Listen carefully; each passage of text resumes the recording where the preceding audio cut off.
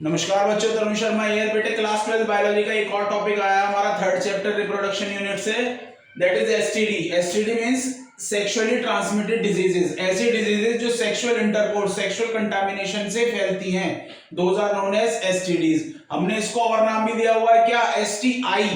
STI मतलब sexually transmitted infections. Infection शब्द आ गया तो इसका मतलब एक चीज और निकल करके सामने आती है। अगर हम इसको जनरली वे में बोले एसटीआई, तो एक चीज और निकल के आती है, इन्फेक्शन। मतलब through the sexual contamination, sexual contact, sexual intercourse उसके थ्रू तो हो ही रही है, बट और भी रीजंस इसका मतलब हो सकते हैं जिनकी वजह से एसटीडी हो। क्लियर हो रही है बात? इसीलिए इसको हमने एसटीआई नाम भी दिया है। और तीसरा नाम एक और हम इसी को बोलते हैं venereal diseases. Venereal diseases those are also वही चीज, सेम बात कि हमने ट्रांसमिशन किसके थ्रू करा, through the sexual intercourse. Clear होगी बात? अब आ जाइए ये कि रीजन हमारे पास आते हैं कि सर कौन कौन सी ऐसी बीमारियां हैं जो सेक्सुअल इंटरकोर्स की वजह से हो सकती हैं या सेक्सुअल कंटामिनेशन की वजह से हो सकती हैं। तो ये हमने लिस्ट बनाई हुई है बेटे। मैंने डिसीजेस और डिसऑर्डर को दो कैटेगरी में मैंने डिवाइड किया हुआ है। एक ऊपर ये 5 डिजीज जो दी हुई है, गोनोरिया, सिफिलिस, जेनिटल वार्ट्स, क्लेमाइडियासिस और ट्राइकोमोनियासिस, ये 5 तो मैंने एक कैटेगरी में रखी हैं और 3 एक कैटेगरी में रखी हैं। कौन कौन सी? Genital herpes, hepatitis B and AIDS. ये 3 अलग रखी हुई हैं। 2 कैटेगरी मैंने इसलिए बनाई हुई है बेटे, जो ऊपर वाली जो हमारी ये कैटेगरी है जिसमें ये गोनोरिया, सिफिलिस और ये सब आती है, these are those diseases which can easily curable। ये easily क्योर हो जाएंगी कब? ये बात ध्यान रखना, जब हम इनको अर्ली डिटेक्ट कर ले, मतलब early consultation with the doctors अगर हम इनको कर लेते हैं, अर्ली डायग्नोस हो जाता है, तो हम इनको इजीली हम इसको क्योर कर सकते हैं। But in case of these 3, genital herpes, hepatitis B और एचआईवी, ये ऐसी डिजीजेस हैं जो क्योर होने में, एक तो ये इनका परमानेंट क्योर नहीं, पहली बात तो ये सुन लो कि इनका परमानेंट क्योर ही नहीं है, but we can control them, हम इनको कंट्रोल कर सकते हैं। क्लियर हो रही है बात? और वो भी कंट्रोल वाली जो बात है ना, वो केवल इन 2 के केसेस में है, जेनिटल हर्प्स और हेपेटाइटिस बी। एचआईवी एड्स जो है वो कंट्रोल भी इजीली नहीं होता बेटे। क्लियर हो रही है बात? तो ये 2 कैटेगरी है, मतलब एक ऐसी कैटेगरी बना ली जो क्योर हो जाए और एक ऐसी जो क्योर ना हो बट है सारी एसटीडी। ठीक है, अब आ जाओ बात कर लेते हैं ट्रांसमिशन की। ट्रांसमिशन, सेक्सुअल इंटरकोर्स लिखा हुआ है, ट्रांसमिटेड थ्रू सेक्सुअल इंटरकोर्स, ये बात तो हो ही गई कि सेक्सुअल इंटरकोर्स। और क्या क्या रीजन हो सकते हैं, क्योंकि ये इन्फेक्शियस भी है, हमने दूसरा नाम इसको इन्फेक्शियस दिया है, तो ये इन्फेक्शियस भी है, तो और भी तरीके हो सकते हैं जिनसे ये डिजीजेस और डिसऑर्डर ये जो है हमारे हो सकते हैं। कौन कौन से तरीके हैं? आ जाओ, पहला दिया हुआ है इन्फेक्शन निडल, मतलब ऐसे निडल और मेडिकल इक्विपमेंट का यूज जो हमने पहले किसी इन्फेक्टेड पर्सन को किया हुआ हो, वही हम अनइन्फेक्टेड पर्सन को कर देंगे तो ट्रांसफर हो जाएगा। दूसरा आ जाओ, सर्जिकल इंस्ट्रूमेंट सच एज, जैसे कि सीजर्स, ब्लेड, जो सर्जरी में यूज की जाने वाली इक्विपमेंट्स हैं। ठीक है, अगर उनको भी हम यही काम कर रहे हैं उनके साथ भी कि भाई जिनको नहीं था उनको यूज करें और फिर जिनको नहीं है उनको यूज करें, तो इससे भी कंटामिनेशन फैल जाएगा, इससे भी बीमारी फैल सकती है। आ जाओ, तीसरी बात लिखी हुई है ब्लड ट्रांसफ्यूजन। ब्लड हमने ऐसे व्यक्ति का जिसको एसटीडी है, एसटीआई है, उसका ब्लड हमने किसी नॉर्मल पर्सन को लगा दिया तो भी एक कंटामिनेशन फैल जाएगा। आगे आ जाओ, इन्फेक्टेड मदर टू चाइल्ड, मतलब ड्यूरिंग द एम्ब्रियोनिक डेवलपमेंट, अगर मदर प्रेगनेंसी कंसीव किए हुए है और मदर को कोई एसटीडी एसटीआई है, तो वो मैंने आपको जब भी बताया था प्लेसेंटा के केस में, वो प्लेसेंटा के थ्रू वो फीटस में भी चली जाएगी बीमारी। प्लेसेंटा बैरियर नहीं है, प्लेसेंटा नहीं रोक सकती, placenta can not stop the entry of germs like HIV और अदर्स, जो और भी दी हुई है उनके केस में भी प्लेसेंटा उनको नहीं रोक सकती, तो वो इन्फेक्टेड मदर टू चाइल्ड वो भी वहां से भी ट्रांसफर करी जा सकती है। और जनरल रीजंस, जो जनरल कारण है जो वो लिखे हुए हैं, जैसे कि स्किन टू स्किन, जो ब्लिस्टर्स और सोर्स वाली हैं, जैसे कि मैं अगर आपको बताऊं एक बीमारी हम उठा रहे हैं, इसमें से हम उठा लेते हैं जेनिटल हर्प्स, ये स्किन टू स्किन भी फैल सकती है। ब्लिस्टर्स और सोर्स होते हैं, ब्लिस्टर्स और सोर्स माने जैसे छाले। क्लियर हो रही है बात? छाले, उनमें से पानी निकलता है, वो अगर हम स्किन टू स्किन उसका कांटेक्ट अगर हो जाए तो भी ट्रांसफर वो हो सकती है। आ जाओ आगे, टैटूज और पियर्सिंग, हम टैटू बनाते हैं तो टैटू बनाने में निडल यूज होती है। अगर वो इन्फेक्टेड निडल है, मतलब किसी ऐसे पर्सन का टैटू बनाया जिसको एसटीडीज है, और वही सेम निडल हमने अनइन्फेक्टेड को यूज करके उसका टैटू बना दिया, तो उसका टैटू ही बन जाएगा फिर। क्लियर हो रही है बात? आगे आ जाओ। पियर्सिंग, कान में छेद करवाना। पियर्सिंग जो होता है, जो छेद करवाए जाते हैं, कानों में छेद करवाते हैं, वो पहननी है जी। बाली पहनेंगे। तो उस पियर्सिंग में भी ध्यान रखना, पियर्सिंग की जो निडल हो वो कंटामिनेटेड ना हो, वो ऐसे पर्सन के ऊपर यूज ना की गई हो जिसको एसटीडी है। अगर वही यूज कर दी नॉर्मल को, तो वहां से भी चांसेस हैं ब्लड के थ्रू वो क्या हो जाए, ट्रांसमिट हो जाए। आ जाओ आगे। रेजर एंड ब्लेड, जैसे बार्बर शॉप, ये बार्बर शॉप का एग्जांपल है। अगर कोई रेजर ब्लेड से कट लग जाता है और वो रेजर ब्लेड इन्फेक्टेड पर्सन पर भी यूज किया जा रहा है और नॉर्मल पर्सन पर भी यूज किया जा रहा है, तो वो ट्रांसफर हो सकता है इन्फेक्टेड टू नॉर्मल। क्लियर हो रही है बात? तो ये जनरल रीजन है। तो एसटीडीज और infections can transfer through the sexual contact. ये तो ऑब्वियस है क्योंकि नाम ही उसका वो है कि sexually transmitted diseases, but they can also transmitted by the other things, and these are these things: injection needle, surgical instrument, blood का transfusion, infected mother to child, skin to skin, tattoos हम बनवाते हैं, piercing, razor and blades. All these things can also transfer these things. इनको ये भी चीजें हैं जो ट्रांसफर कर सकती हैं। ठीक होगी बात? अब आ जाओ इधर एक बार और इधर देख लेते हैं कि सर ये बीमारी है। बेटे ध्यान रख लेना, इनके केस में कुछ समझने की हमें बात नहीं है। हमें ज्यादा से ज्यादा जो जनरल चीजें दी जाती हैं वो क्या है कि इनके सिम्टम्स, ये डिजीज, ये इन डिजीज को करने वाले लिविंग ऑर्गेनिज्म की दो तीन कैटेगरी है हमारे पास। एक बैक्टीरिया है, एक वायरस है, और एक जो बुक में दी हुई है वो है पैरासाइट की। क्लियर हो रही है बात? तो बैक्टीरिया से होने वाली, तो बैक्टीरिया का नाम क्या है, किस बैक्टीरिया से कौन सी हो रही है, वो ध्यान रखना, वो ये आपको याद करनी पड़ेगी। क्लियर हो रही है बात? गोनोरोइया, नेसेरिया गोनोरोइया बैक्टीरिया है। सिफिलिस, ट्रेपोनेमा पैलिडम, ये भी एक बैक्टीरिया है। जेनाइटल वार्ड्स होते ही हैं उसमें। ह्यूमन पेपिलोमा वायरस, एचपीवी, ये भी एक वायरस है। क्लेमाइडियासिस, क्लेमाइडिया ट्राइकोमेटिस, ये फिर एक और बैक्टीरिया का डिसऑर्डर है, डिसीज है। ट्राइकोमोनियासिस, ट्राइकोमोनास वेजाइनलिस, ये एक लौती ऐसी है जो बुक में दी हुई है, जो पैरासाइट्स की वजह से होती है। क्लियर हो रही है? बाकी हमारे पास हर्पेस बी और एड्स, ये तीनों ही किसकी हैं, वायरस की डिजीज है, वायरल इन्फेक्शन है। क्लियर हो रही है बात? आ जाओ और बात करते हैं। एक सवाल ये आता है कि सर किस एज ग्रुप में ये सबसे ज्यादा देखने को मिलती है एसटीडीज? तो बेटे ध्यान रखना, एज ग्रुप जो दिया हुआ है हमारा, जो बुक में भी दिया हुआ है एज ग्रुप, मैंने इस पर नहीं लिखा है यहाँ, 15 से लेकर के 24 साल तक की उम्र दी गई है। मतलब मोस्ट रिपोर्टेड एज जो है एसटीडीज में वो 15 साल से लेकर के 24 साल के बीच में दी गई है। क्लियर हो रही है बात? इसमें सबसे ज्यादा रिपोर्ट किया जाता है एसटीडीज को या एसटीआईज को।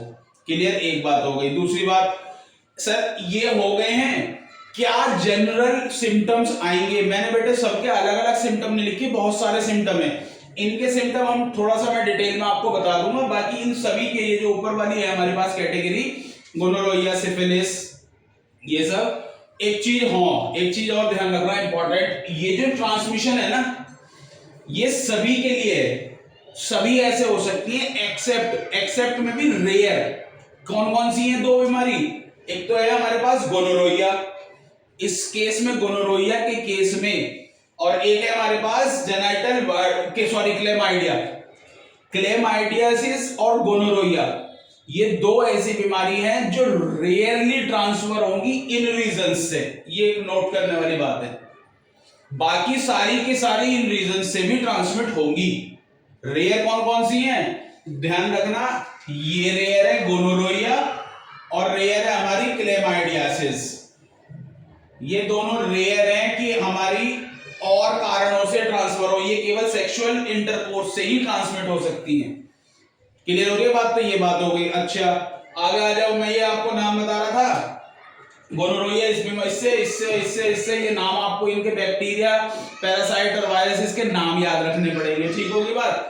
अच्छा एक और चीज आ जाता है जो मैं इसमें बता रहा था तुम्हें, क्या भैया ऐसा है कि अगर हमने इन बीमारियों को टाइम पर ट्रीट नहीं किया तो क्या होगा? अगर हम इन बीमारियों को बेटे टाइम पर ट्रीट नहीं कर पा रहे हैं, इनका इलाज नहीं कर रहे हैं समय से, तो ये अपना विकराल रूप धारण कर लेंगी। मतलब ये दे कॉज मेजर इफेक्ट्स, ये बड़े इफेक्ट डालने शुरू कर देंगे। और वो बड़े इफेक्ट क्या हो सकते हैं? वो बड़े इफेक्ट हो सकते हैं, ये लिखे हुए इधर, पीआईडी, पेल्विक इंफ्लेमेटरी डिजीजेस, मतलब पूरा पेल्विक रीजन ही इन्फेक्टेड हो जाएगा पूरे के पूरे।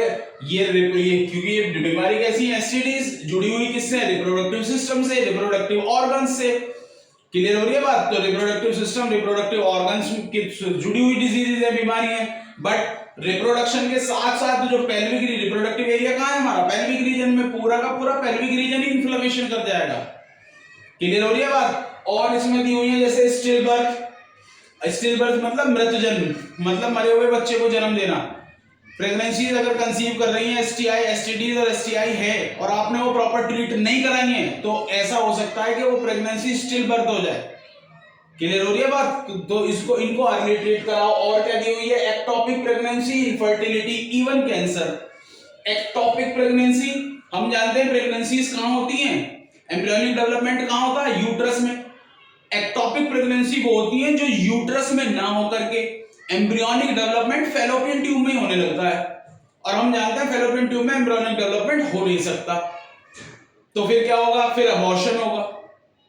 क्लियर हो रही है बात? तो ये एक्टोपिक प्रेगनेंसी बन जाएगी अगर आपने अर्ली ट्रीट नहीं कराया। इवन इट कॉज इनफर्टिलिटी और कैंसर जैसी बीमारियां भी हो सकती हैं if we doesn't treat those diseases early. अगर हम इनको जल्दी देखें और जल्दी ना इनका क्योर करें, ना इनका ध्यान दें। क्लियर होगी बात? ये तब होगी। अब आ जाइए सर, और कोई बात इसमें बचती हो तो? और बात बच रही है क्या? इसको, इन तीनों को देख लेते हैं पहले। Genital herpes, herpes simplex virus, ये ब्लिस्टर और सोर्स कर देती है।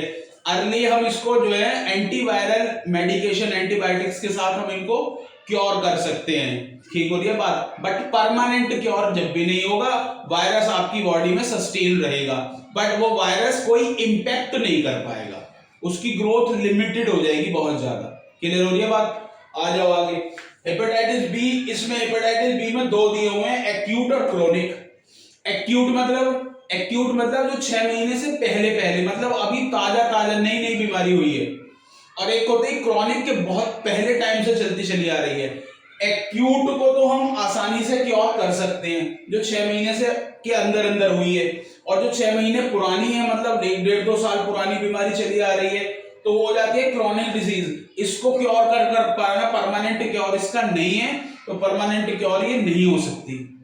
क्लियर हो रही है बात? दो बातें होगी। एक्यूट में कैसे कर लेंगे क्योर? एक्यूट में हम एंटीवायरल मेडिसिन, आप एंटीबायोटिक दे दें और इससे क्योर हो जाएगा, कोई आप इसमें बड़ी समस्या की बात है नहीं। बात समझ में आ गई? आ जाओ। क्रोनिक में कोई हमने बता ही चुका, क्रोनिक में कोई हमारे पास मेडिसिन है ही नहीं, कोई परमानेंट क्योर है नहीं। एचआईवी क्या है? इम्यून डिसऑर्डर, इसका नाम ही एड्स है। एड्स क्या है? Acquired immunodeficiency syndrome. Immunodeficiency, immune system में डिफिशियंसी, इम्यून सिस्टम में कमी करने वाला। धीरे धीरे इम्यून सिस्टम को खाते चले जाता है ये वायरस, एचआईवी जो है। क्लियर हो रही है बात? एक चीज और मैं आपको बता दूं, जैसे कि एचआईवी के केस में दिया हुआ है, एचआईवी ये सोचा जाता है कि सबसे ज्यादा टिपिकल और डेंजरस है। एचआईवी से हेपेटाइटिस बी मतलब 50 गुना ज्यादा खतरनाक है, जो इन्फेक्शन के मामले में, तेजी से फैलने के मामले में। क्लियर हो रही है बात? तो एचआईवी पर, एचआईवी का तो हमारे पास हम जानते ही हैं, इसका टेस्ट कौन सा है? एंजाइम लिंक्ड इम्यूनोसॉर्बेंट टेस्ट से। एंजाइम लिंक्ड इम्यूनो, एंजाइम कौन सा है वो ध्यान रख रहा है, एंजाइम है alkaline phosphatase. Alkaline phosphatase enzyme के साथ इसका टेस्ट करके हम इसको डायग्नोस कर सकते हैं। परमानेंट ट्रीटमेंट कोई है नहीं, तो नो क्योर। तो ये वाली 3 कैटेगरी मैंने पहले ही बताया था, नो क्योर वाली है, परमानेंट इनको ठीक नहीं कर सकते। वायरस आपकी बॉडी में सस्टेन करेगा ही करेगा, रहेगा ही रहेगा, but by the help of medicines we can suppress them, हम उनको रोक करके रख सकते हैं और लंबे समय तक हम इनको लाइफ का सर्वाइवल करवा सकते हैं। कोई ऐसी खासा समस्या नहीं आएगी आगे चल करके। इन दीज टू, एड्स में आती है जब इम्यून सिस्टम काम नहीं करेगा बेटे, तो इम्यून सिस्टम काम नहीं करेगा तो और डिसऑर्डर भी बहुत जल्दी होने लगेंगे, तो बॉडी धीरे धीरे बॉडी जो है हमारी क्या हो जाती है, ऑर्गन्स काम करना डिले करते चले जाते हैं जब इम्यून सिस्टम नहीं होगा तो ये वाली कहानी है, बाकी कोई नहीं ऐसी बात। अब आती है कि सर कैसे बचा जाए इनसे? बचने का एक तरीका है क्या? ये लिखे हुए prevention. Avoid sex with the multiple partner, multiple partners के साथ आप सेक्स अवॉइड करें। दूसरा, avoid sex with the infected partner, infected person के साथ ना हो। नेक्स्ट, यूज कॉन्डोम, जो बैरियर मेथड में मैंने आपको कॉन्ट्रासेप्शन में बैरियर मेथड में बताया था, कॉन्डोम इज अ बैरियर, वो एक बैरियर की तरह काम करता है and it also act as barrier for these things, for these diseases, वो इनके लिए भी बैरियर की तरह काम करता है। तो use condom before the coitus. And last one is the क्या है, consult with your doctor regularly, आप अपने रेगुलर डॉक्टर के साथ रेगुलर टच में रहे, इन चीजों का ध्यान रखें, बॉडी के साथ जुड़ी हुई ये चीजें हैं। क्लियर हो रही है बात बेटे? तो दीज आर द एसटीडीज, ये एसटीडी हैं, इनके नाम बैक्टीरिया के आपको याद करने पड़ेंगे, ध्यान रखना पड़ेगा, एग्जैक्ट आता है, बाकी टेस्ट डायग्नोस की कोई बात नहीं आती। जनरल सिम्टम क्या होंगे इनका तो मैंने बता दिया। इसके केस में क्या सिम्टम आएगा, सोर्स और ब्लिस्टर्स, छाले होना। इनके केस में क्या सिम्टम आएंगे, अक्यूट में आता है हमारे पास एक बड़ा ही वो है सिंपल सी चीज जो हम सभी जानते हैं, जॉइंटिस पीलिया जिसको कहते हैं। तो हेपेटाइटिस बी में पीलिया दिखाई देना शुरू हो जाता है, पीलिया आने लगता है, ये कॉमन सिम्टम है जो आती है बीमारी। लीवर का डिसऑर्डर बनता है, ये बेसिकली किससे जुड़ा हुआ है, लीवर के डिसऑर्डर से। और हेपेटाइटिस किस पर सिम्टम, इसका सिम्टम तो आप जानते हैं, शरीर में थकावट, इम्यून सिस्टम का काम ना करना, इम्यून सेल्स ना होना, ऑल दीज थिंग्स जो relates with this immune system.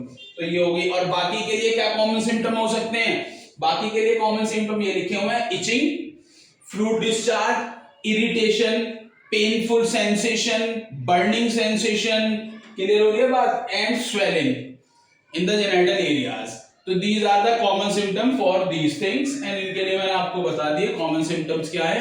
तो दीज आर द एसटीडीज जो कि हमारा सेक्सुअल कांटेक्ट की वजह से फैलती हैं। इसके बाद बेटे नेक्स्ट लेक्चर हम अपना स्टार्ट करेंगे। Hope you understand all these things.